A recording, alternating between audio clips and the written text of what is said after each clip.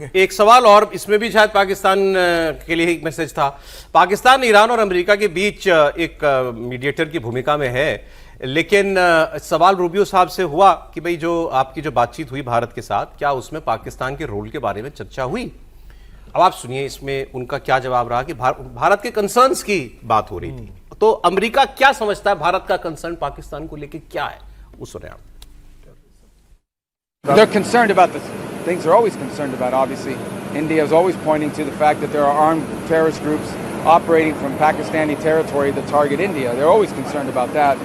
But as far as the role they played as a mediator and a facilitator in the Iran situation, it never came up. I don't think that they would complain about that. I mean, their issues with Pakistan are different.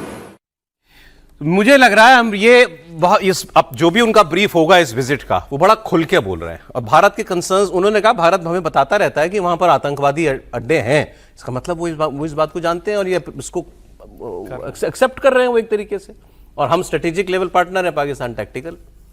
देखिए, भारत के और America के strategic partnership तो बहुत बड़ी है, उसका मुकाबला पाकिस्तान के साथ वैसे भी नहीं किया जा सकता। स्ट्रेटेजिक पार्टनरशिप में भारत का सबसे बड़ा स्ट्रेटेजिक पार्टनर है एक तरह से अमेरिका पाकिस्तान के साथ। लेकिन बात यह है ना कि अभी जब ये बातचीत हो रही है ईरान, अमेरिका, इजराइल की, तो पाकिस्तान उसमें माने ना माने वो बना वही है, कहीं ना कहीं है। और यदि रूबियो साहब कहते हैं कि टेररिज्म को लेकर भारत ने अपने कंसर्न जाहिर किए पाकिस्तान को लेकर, तो क्या पाकिस्तान और अमेरिका के रिश्तों में कोई कमजोरी आई है इस मसले पर खासतौर से? सही बात है। क्या अमेरिका ने पाकिस्तान को टेररिज्म पर कोई सलाह दी है, एडवाइस दिया है या स्नब किया है? कुछ भी नहीं किया है। बिल्कुल। तो इसलिए क्या होता है, विदेश मंत्री को जैसे होता है ना, जहाँ रहें वहाँ पर उस तरह से मीठा मीठा बात, यहाँ आए तो यहाँ की बता रहे हैं, वहाँ की बात हो वहाँ पर उस तरह से कर रहे हैं। अमेरिका भारत के साथ स्ट्रेटेजिक पार्टनरशिप में है, इसमें कोई शक नहीं है, दोनों के रिश्तों में कोई वो नहीं है। लेकिन वो पाकिस्तान के आपकी वजह से छोड़ देगा, ऐसा मुझे कभी नहीं लगता। ठीक, आपको जरा लड़ाई का अपडेट भी मैं बता देता हूँ। हाँ जी, बस दो जरूरी बातें।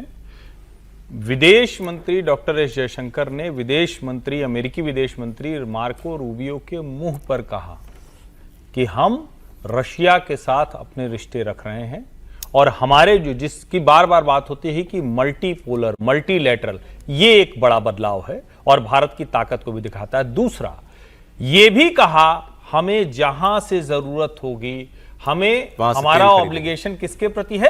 भारत की जनता के प्रति। और यह भी बताया कि हम इन सब से तेल खरीद रहे हैं। तो ये दोनों मतलब महत्वपूर्ण बातें हैं जिसकी बार बार चर्चा होती है, भारत तेल को लेकर कहता क्यों नहीं, वो स्पष्टता से बताया।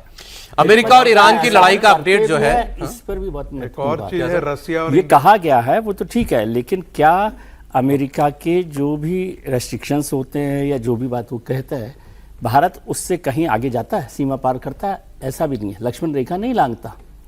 ये बात सही इस बात को भी मानकर चलिए। लेकिन रशिया से तो हम खरीद ही रहे थे ना सर, रशिया से हमने कभी बंद नहीं किया कभी। ये बात कोई एक चूंकि सैंक्शन तो लगा चुका है। अरे सर आगे सर खबर है वॉर का अपडेट जल्दी से बता दूं आपको। मुझे एक खबर पर और 2-1 मिनट की चर्चा करनी थी। और अमेरिका और ईरान के युद्ध को लेकर कल कोई बड़ी खबर आने वाली थी, ऐसा पता लगा था कि समझौते के कोई बहुत करीब पहुंच गए हैं। ट्रंप साहब ने भी जो पोस्ट किए हुए थे उनसे भी ऐसा लग रहा था कि शायद बहुत नजदीकी बात है और शायद अब कोई समझौता जो है उसको रीच करने में ज्यादा वक्त नहीं लगेगा।